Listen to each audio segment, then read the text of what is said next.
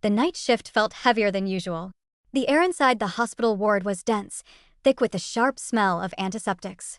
Machines hummed quietly, their steady beeping the only rhythm breaking the suffocating silence. On the bed lay a girl, 17 years old. Fragile, pale, with dark circles under her eyes. She looked less like a patient and more like a shadow clinging to the edge of life. The monitors told the truth no one dared to voice. Her heartbeat was fading. She wasn't just any patient. She was the only daughter of Viktor Maltsev, one of the most powerful businessmen in the country. His money kept this hospital running, his name offered protection, his influence provided prestige. Everyone here knew, saving her meant saving themselves. Losing her was unthinkable. And yet, as the night dragged on, the unthinkable crept closer. A nurse's aide named Anna stepped into the ward. She wasn't supposed to be there, at least not this often. But something in her wouldn't let her stay away. She had checked on the girl every hour, not because the protocol demanded it, but because her heart did. She noticed what others pretended not to see, the way the doctors tiptoed around the bed, as though afraid to touch her.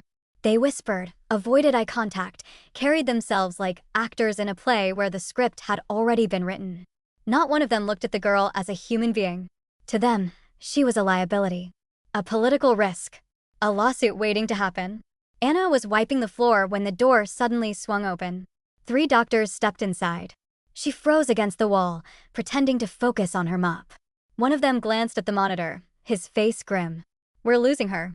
"Emergency intervention?" another asked, though his voice carried no conviction. "There's no surgeon available. No one will take the risk without her father's approval. He's unreachable at some urgent meeting." Without authorization, the doctor sighed.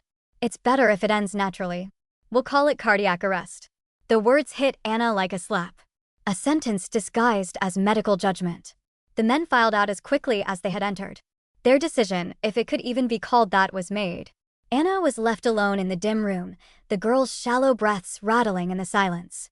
The heart monitor screamed its warning, each beep slower than the last. Anna felt tears sting her eyes. Every rational voice inside her shouted the same thing: don't. Stay out of this.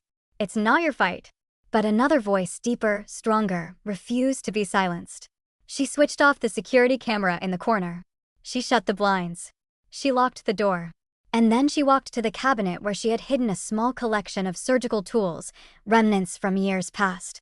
Few people at the hospital knew Anna's story. She had once been a medical student, close to graduating, before an unjust scandal forced her out. No diploma, no license, but the knowledge had never left her. She remembered every stitch, every emergency drill, every desperate procedure. Her hands shook as she tore open a sterile package. "Come on, little one," she whispered to the unconscious girl. "You're not leaving tonight. Not while I'm here." The monitor let out a long, terrifying flatline. There was no more time. Anna acted. She opened the chest with swift, decisive movements that belied the years she had spent away from an operating room. Her forehead was slick with sweat, her arms numb with tension, but she kept going. Minutes felt like hours. Hours felt like eternity. And then, the heart monitor beeped again. Once, then again.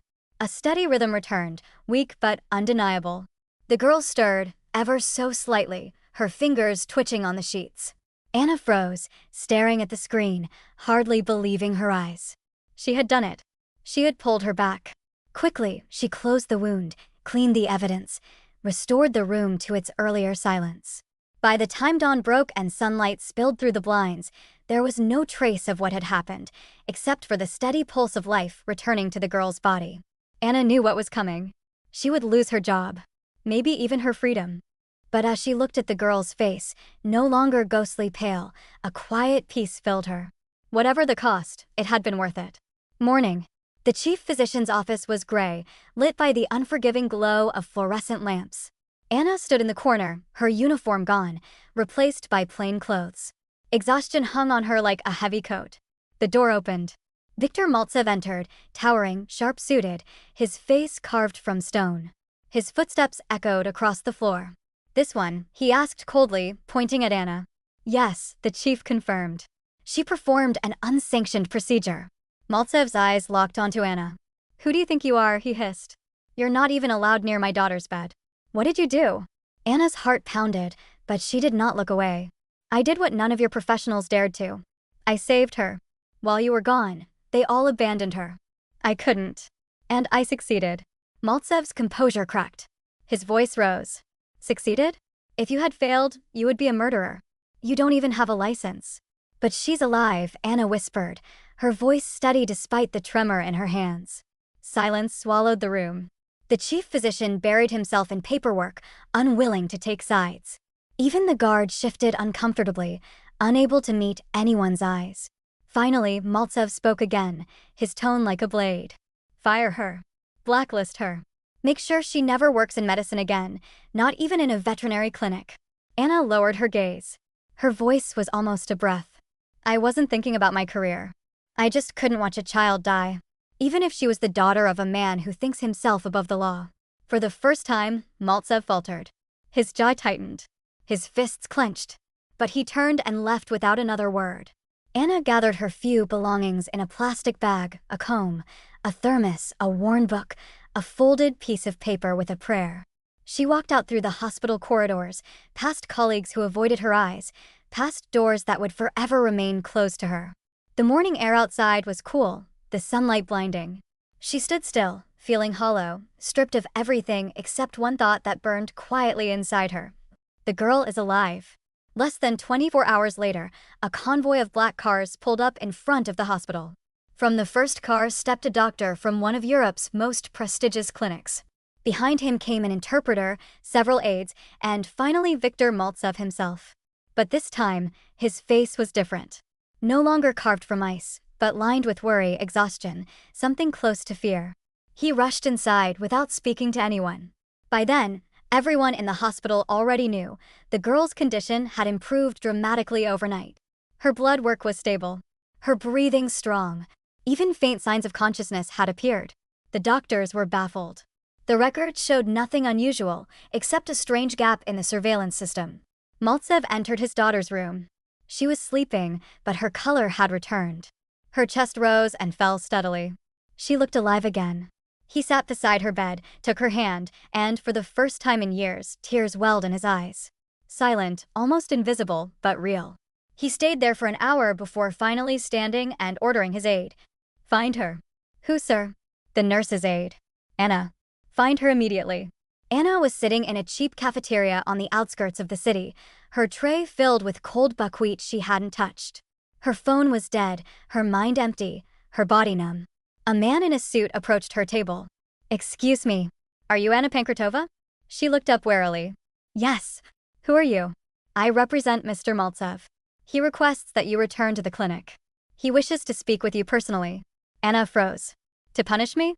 The man shook his head. No. To thank you. And to offer you a position. In his private medical group. With a proper license. And the chance to finish your education if you wish.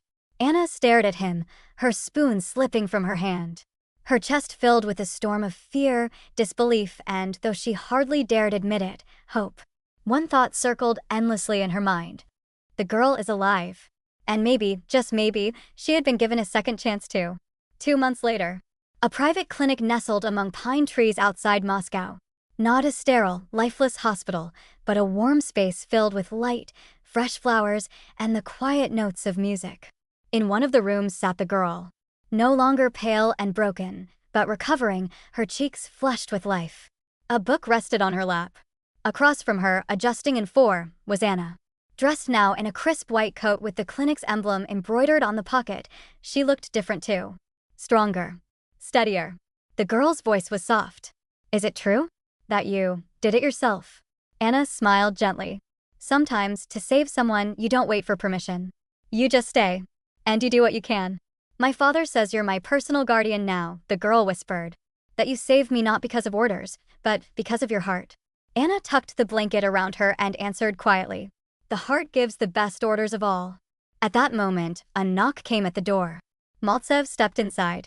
He looked changed, less like an untouchable tycoon, more like a man who had walked through fire. Anna, he said softly. A word, please.